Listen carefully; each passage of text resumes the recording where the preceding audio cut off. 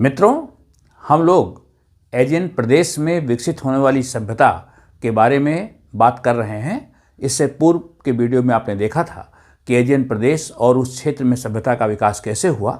उसी क्रम में जो भाग 2 है, आज हम एजियन क्षेत्र में यूनान, क्रीट, साइक्लेडस और ट्राय में कैसे सभ्यता का विकास हुआ और इस सभ्यता के निर्माता कौन थे, इन विषयों पर बात करेंगे।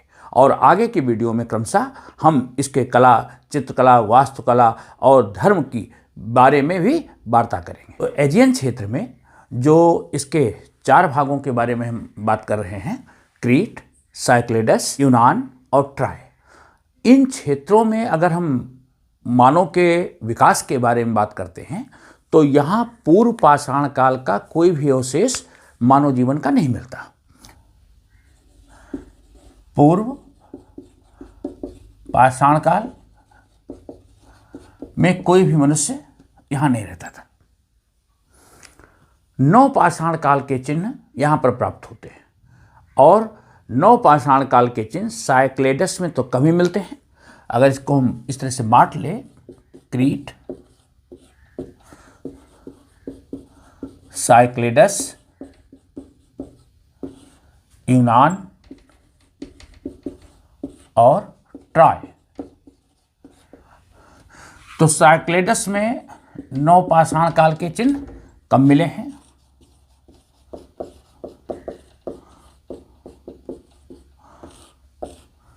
क्रीट में मिले। क्रीट में नव पाषाण काल के चिन्ह प्राप्त होते हैं और ये जो समय है, चारों क्षेत्रों में लगभग नव पाषाण काल का समय यहाँ 6000 से लेके 3000 BC के बीच है। एक बार एजियन क्षेत्र का आप मानचित्र देखें।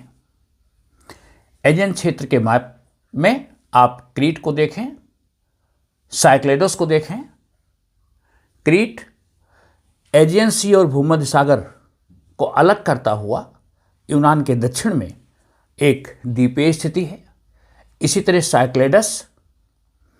साइक्लेडस को देखें। एटिका और पेलोपोनेसस के पास डेलायस नाम के जो द्वीप समूह हैं, उस डेलायस के चारों ओर के द्वीप साइक्लेडस हैं। यूनान को आप बाल्कन क्षेत्र में देख ही रहे हैं, प्रायद्वीपीय स्थिति।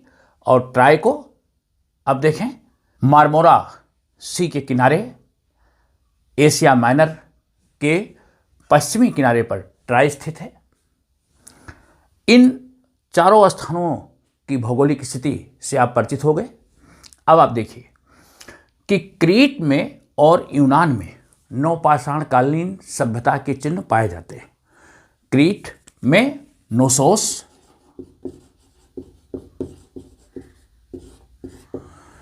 में नवपाषाण काल के चिन्ह मिले हैं। यूनान में थेसली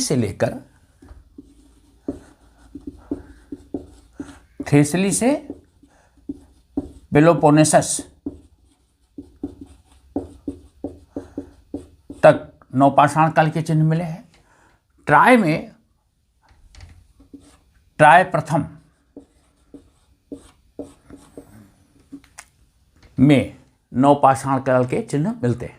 आपको मालूम है, मैंने पूर्व की वीडियो में बताया था कि ट्राय एक ऐसा शहर जो 9 बार उजड़ा, उसके 9 बार बसने और उजड़ने के चिन्ह प्राप्त होते हैं। हेनरी स्लीमान ने जब ट्राय की खुदाई की थी तो उसने ऐसे 9 स्तरों का पता लगाया 1871 में। तो ट्राय का जो प्रथम बार के अवशेष प्राप्त होते हैं, वहां नवपाषाण कालीन संस्कृति के चिन्ह मिलते हैं। तो इस तरह नवपाषाण काल के संस्कृति के चिन्ह क्रीट में प्राप्त हुए हैं, यूनान में प्राप्त हुए हैं और ट्राय में प्राप्त हुए हैं। साइक्लेडस में कम प्राप्त हुए।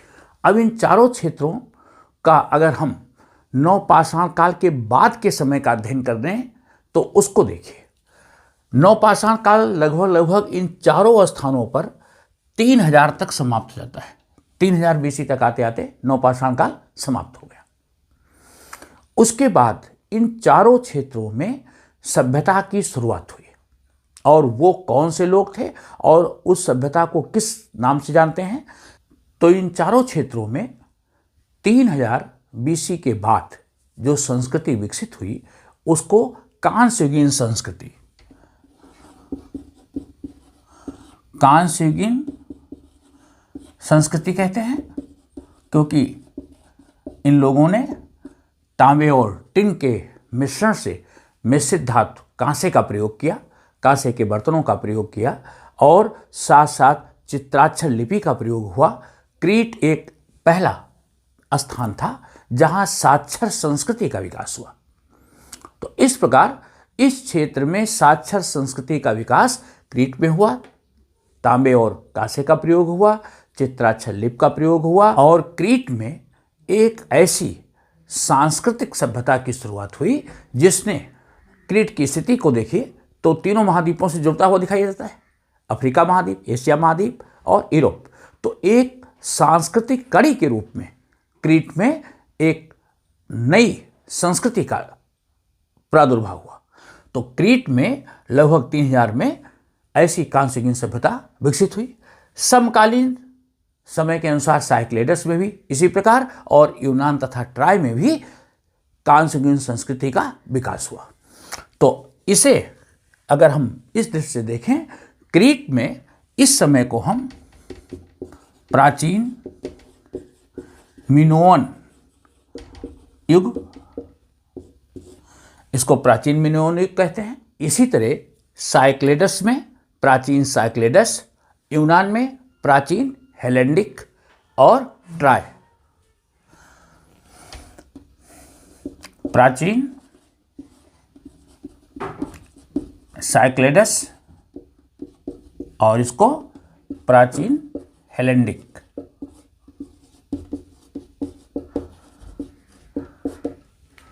जिनका कि लगभग मोटा मोटा समय 3000 से लेकर के 2000 BCE के बीच सभी का है। ट्राय शहर का विकास इसी समय हुआ, 3000 से 2000 BC के बीच। जो ट्राय का जब उत्खनन हुआ तो वहाँ जो खुदाई में नवपाषाण कालीन संस्कृति के बाद का जो प्रथम ट्राय मिला, वो ट्राय अपरिष्कृत पाषाणों से बने हुए एक बहुत बड़ी चहरदीवारी से सुरक्षित एक नगर के अवशेष प्राप्त होते हैं। कोई विशिष्ट दुर्ग या विशिष्ट संरचना तो जरूर वहाँ नहीं प्राप्त होती है, जो लगभग 3000 BC के आसपास की है। उसके बाद लगभग 2200 BC के आसपास का जो दूसरा ट्राय मिलता है, जो 2200 में आग लगने के बाद नष्ट हो गया।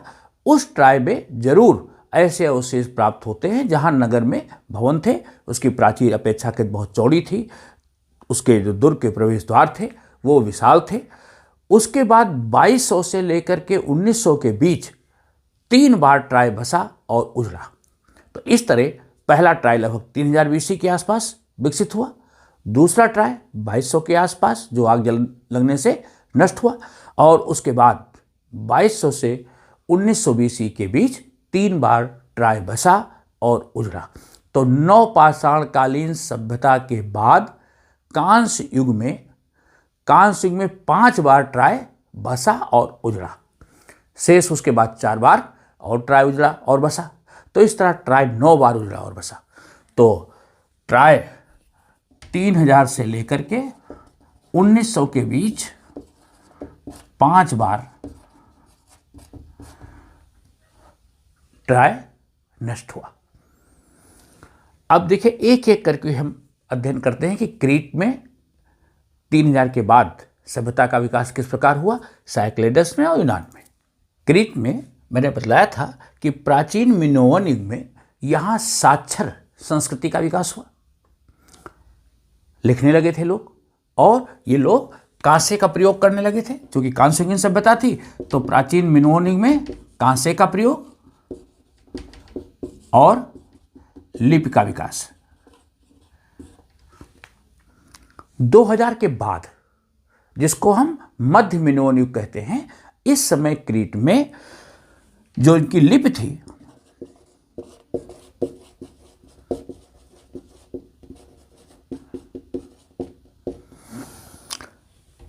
चित्राक्षर लिपि का थोड़ा सुधार हुआ और इसको लाइनर ए लिपि के नाम से जानते हैं। लाइनियर ए, इस लिपि का विकास हुआ। एक रेखीय लिपि थी, रेखाओं के द्वारा इस लिपि को लिखा जाता था, तो लाइनर ए लिपि का विकास हुआ। कांसे का प्रयोग तो कर ही रहे थे, साथ ही साथ इन्होंने भव्य भवनों का निर्माण, भंडार गृहों का निर्माण, राजप्रासादों का निर्माण इन्होंने किया। तो बड़े बड़े आलीशान इमारतें बनाई गई, गंदे पानी को निकलने के लिए नालियों का निर्माण हुआ। मतलब व्यवस्थित शहरी संस्कृति का विकास क्रीट में 2000 के बाद प्रारंभ होता है। इसी समय क्रीट में जो भवन बनाए गए उन पर बहुत सुंदर सुंदर भित्ति चित्र बनाए गए, बहुत सुंदर मृदभांड बनाए गए जिनके ऊपर बहुरंगीय चित्र बनाए गए, चित्रांकन किया गया उन मृदभांडों के ऊपर। और यही वो समय था जब क्रीट में आप देखें, मानचित्र को एक बार देखें, फेस्टास और मेलिया, क्रीट में नीचे आप देखें द्वीपीय स्थिति क्रीट की, यहां पर फेस्टास और मेलिया जैसे विशाल नगरों का विकास हुआ। तो यहां फेस्टास, मल्लिया, मोक्लास, नोसोस जैसे नगर विकसित हुए। लेकिन ये जो विकास था बहुत दिनों तक नहीं रहा। लगभग 1900 के आसपास इन नगरों का विकास हुआ, जो 1700 तक आते आते समाप्त हुआ। उसका कारण था कि इस क्षेत्र में भूकंप आया और उन भूकंप की वजह से इस जो शहरी संस्कृति थी उसका बहुत नुकसान हुआ। बहुत से भवन नष्ट हो गए, नगरों का विनाश हो गया। 1600 के आसपास तक, 1700 से 1600 के बीसी के बीच, ये वो समय था जब क्रीट में सभ्यता का क्रमिक ह्रास हुआ। लेकिन 1600 के बाद क्रीट का फिर से विकास प्रारंभ हो गया और क्रीट के व्यापारिक संबंध मिस्र सहित एशिया माइनर और दूसरे देशों से स्थापित हो गए। और क्रीट के जो नगर नष्ट हो गए थे, जैसे फेस्टास है, बल्लिया है, मोक्लास है, नोसोस, इन नगरों के साथ साथ और दूसरे नए नगरों का भी विकास हुआ, जैसे ट्रियाडा,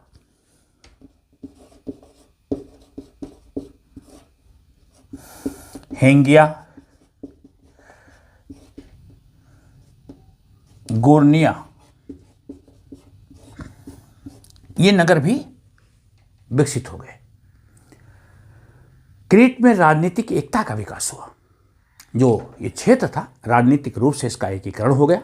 तो इस प्रकार 1600 के बाद क्रीट में राजनीतिक एकता स्थापित हुई, नगरों का विकास हुआ, व्यापारिक संबंध हुए और क्रीट फिर से विकास के रास्ते पर चल पड़ा। और यही वो समय है जब यूनानी आख्यानों में वर्णन मिलता है कि क्रीट के शासक मिनोस ने एथेंस को जीता। तो क्रीट के शासक मिनोस के द्वारा एथेंस को जीतने का उल्लेख भी इसी काल का मिलता है।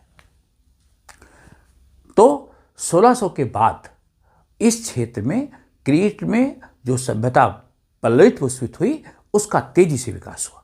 और क्रीट का ये नोसोस शहर ही वो शहर था जिसको उस सभ्यता के प्रमुख केंद्र के रूप में हेनरिक स्लेमेन ने चिन्हित किया था।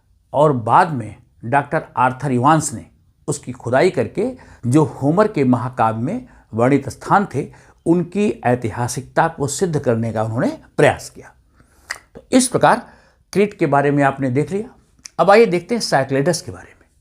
जो साइक्लेडस क्षेत्र था, जो डेलोस द्वीप समूहों के चारों ओर फैला हुआ था, एट्टिया से पेलोनेसस के आसपास का जो क्षेत्र, उस क्षेत्र में किस प्रकार संस्कृति का विकास हुआ। साइक्लेडस क्षेत्र मेनोवन युग में क्रीट के प्रभाव में रहा।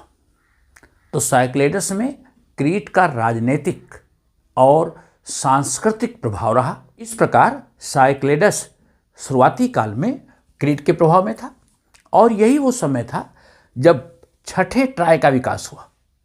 1900 बीसी के बाद छठे ट्राय का फिर से विकास हुआ और इसी समय यूनानी क्षेत्र में एक इंडो यूरोपीय जाति ने यूनान पर आक्रमण किया और यही वो समय था जब 1900 बीसी के आसपास इस यूनान क्षेत्र में पहली बार इंडो यूरोपीय यूनानियों की एक शाखा, जिसको हम एकियन के नाम से जानते हैं, इन्होंने प्रवेश किया। एकियन, और इन्होंने इस क्षेत्र पर अपना राज्य स्थापित कर दिया। एकियनों ने इस क्षेत्र पर अपना राज्य स्थापित कर दिया और इस प्रकार जो एक कांस्ययुगीन सभ्यता थी, इस क्षेत्र पर जब एकियनों का अधिकार हो गया तो यहाँ उन्होंने ऐसे कई नगरों का विकास किया, जैसे माइसिनी, टिरीन्स, एथेंस, थीब्स,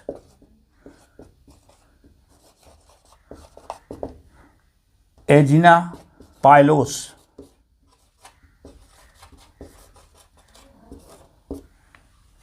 क्षेत्र में यह प्रमुख नगर एकियनों ने विकसित किया और ये नगर इनके शक्ति के केंद्र हो गए।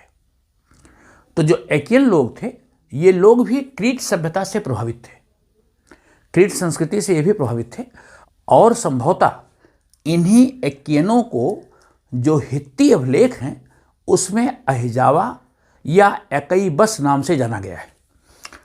जो एकियन है, उनको ध्यान दीजिएगा, एकियनों को ही हित्ती अभिलेखों में अहिजावा व एकईबस इस नाम से संबोधित किया गया है।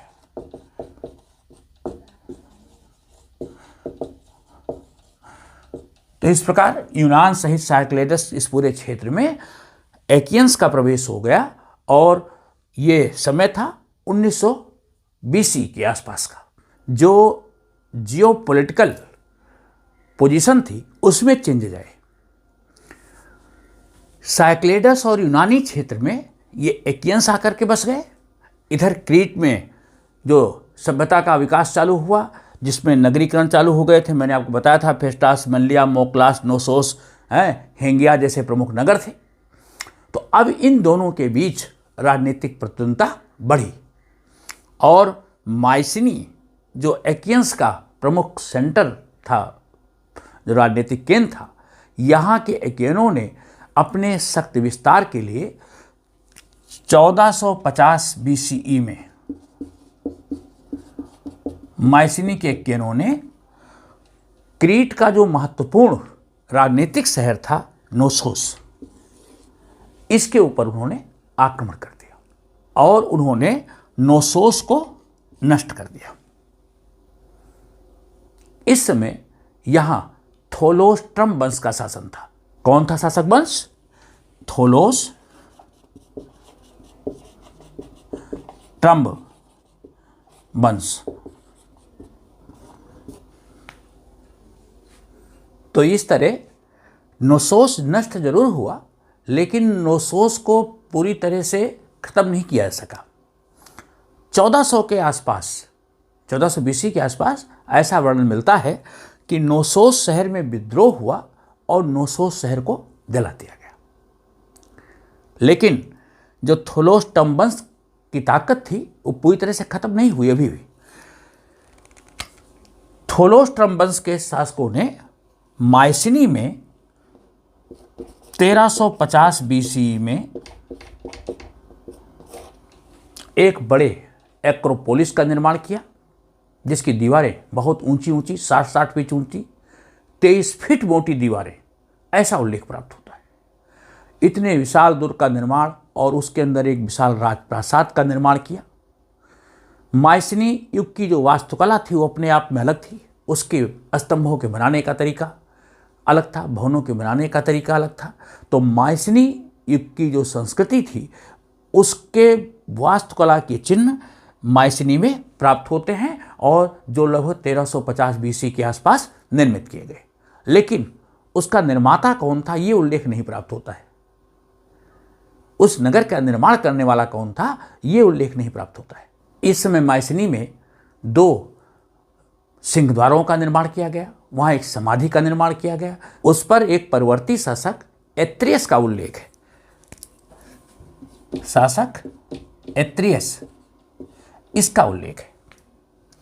यूनानी आख्यानों में यह वर्णन मिलता है कि एत्रियस और उसके वंशजों का अधिकार इस पूरे क्षेत्र के ऊपर 13वीं शताब्दी तक रहा। ऐसा भी वर्णन मिलता है कि एत्रियस और उसका जो भाई था थाइस्टीज, उसका भाई का नाम था थाइस्टीज, इन दोनों में उत्तराधिकार के लिए संघर्ष हुआ और ये शहर नष्ट हो गया। इस शहर को जला दिया गया, जिसके कि अंश वहां पर प्राप्त होते हैं। ये एत्रियस वही व्यक्ति है जिसका उत्तराधिकारी एगामेम्नोन था। एगामेम्नोन का नाम आपको मैं बता चुका हूं।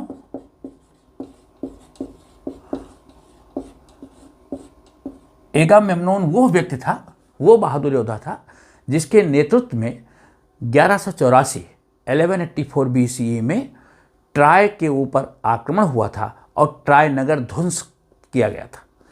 तो एगामेम्नोन 1184 में ट्राय को ध्वस्त करने वाला सेनानी था। ये किसका वंशज था? इसी एत्रियस का वंशज था।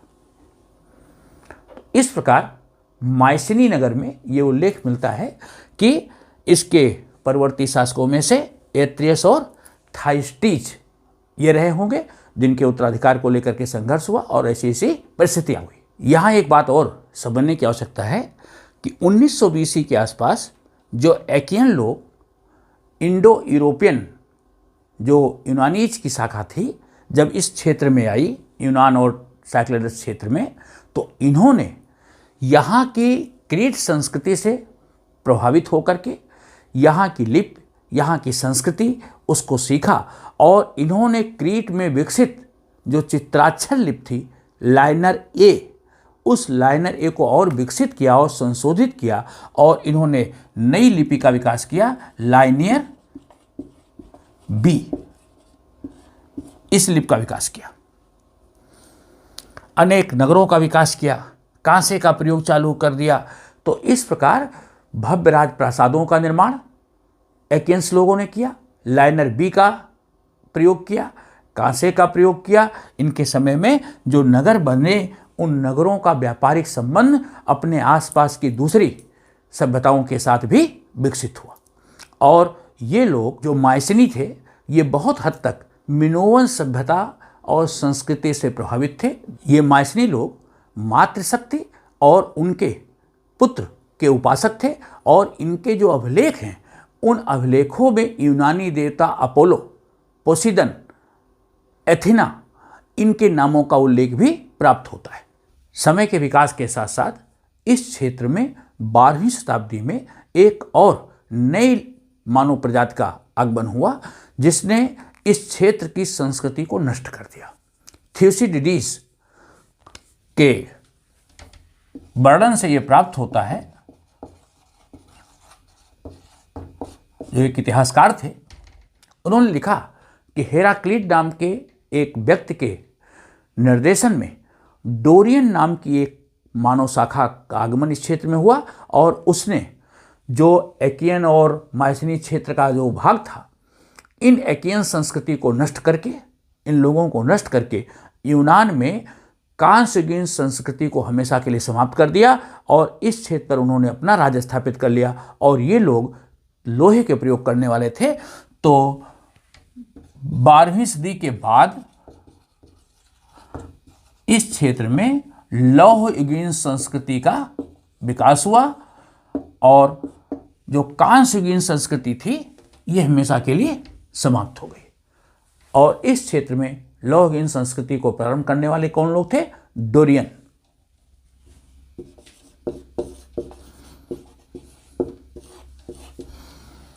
ओके, इतनी बात तो हो गई। अब जरा इसको समझ लें कि जो एजियन क्षेत्र में ये संस्कृति का विकास हुआ, इसके निर्माता कौन थे? ये बड़ा यच्छ प्रश्न है। अगर हम इस पूरे क्षेत्र को देखें तो नवपाषाण काल में इस पूरे क्षेत्र में जो प्रधान केंद्र था वो था क्रीट। और क्रीट में नोसोस शहर इस पूरे क्षेत्र का केंद्र बिंदु था। बाद में माइसिनी स्थान हो गया। जब एकियंस आए तो माइसिनी इस पूरे क्षेत्र का केंद्र बिंदु बन गया और इस पूर्व भूमध्य सागरीय क्षेत्र की सर्वोच्च शक्ति माइसिनी में स्थापित हो गई। जो साइक्लेडस था वो पहले क्रीट की संस्कृति से और बाद में माइसिनी की संस्कृति से प्रभावित था।